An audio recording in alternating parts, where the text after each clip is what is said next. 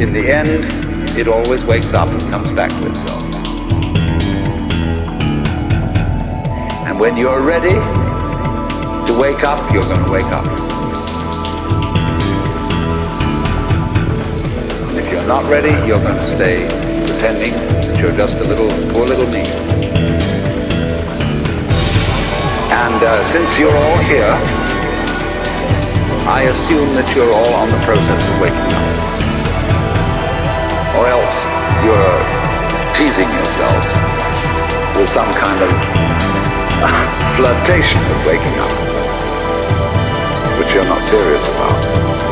But I assume maybe you are, not serious but sincere, that you are ready to wake up.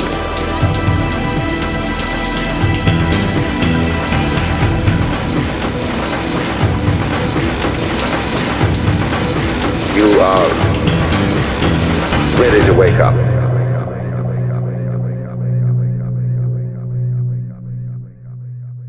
Hydrogen is nature's fuel. It can be made where you want, when you want.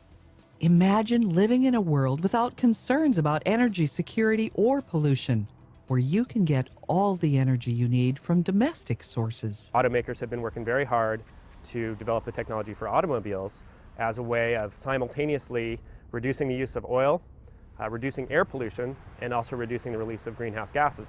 Hydrogen is being used primarily as a feedstock for making agricultural products such as fertilizer. Look down the road in the hydrogen economy, some of those uses are for transportation, such as forklifts in a warehouse, or even putting electricity onto the grid. It becomes a matter of greatly reducing the cost of producing the hydrogen as well, the fuel cells, and also the end uses.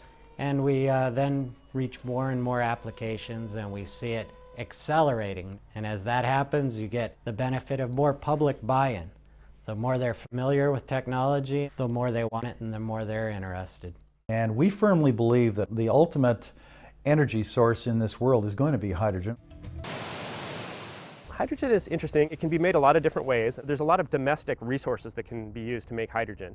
Any source of electricity can be used to make hydrogen from water. To get hydrogen from water, we can use electricity to break the chemical bonds between oxygen and hydrogen. This process is called electrolysis. Hydrogen today is something we look to for the future. If you want to talk about renewables, you've got to find a way in which to store the energy, because electrical energy has to be used at the time it's produced. And with renewables, you don't have that opportunity, because when the wind is blowing, you may not have the load. And so if you're producing it, how do we store it? The hydrogen concept is one of those opportunities. Hydrogen generation can happen through a number of different routes. The easiest route would have us making electricity and then using that electricity to run an electrolyzer, which would split water electrochemically. Solar typically only works when the sun is up. Wind only works when the wind is blowing. If the sun goes down, then you have to make up all that solar power with other sources. Or if the wind is blowing and suddenly it stops, it causes instabilities. I need that power whenever there's a demand. The ability to store power is key to large-scale deployment because it removes that instability. In the same way hydrogen stores the energy from the sun and wind, we can use hydrogen to store the energy in moving water. Other renewable ways of making hydrogen is to capture solar, wind, wave, geothermal power, and electrolyze water to produce hydrogen. One of the beauties of hydrogen will be it will provide a common energy currency throughout the world. In a hydrogen economy, every area of the world will be able to generate this currency with the resources available to it.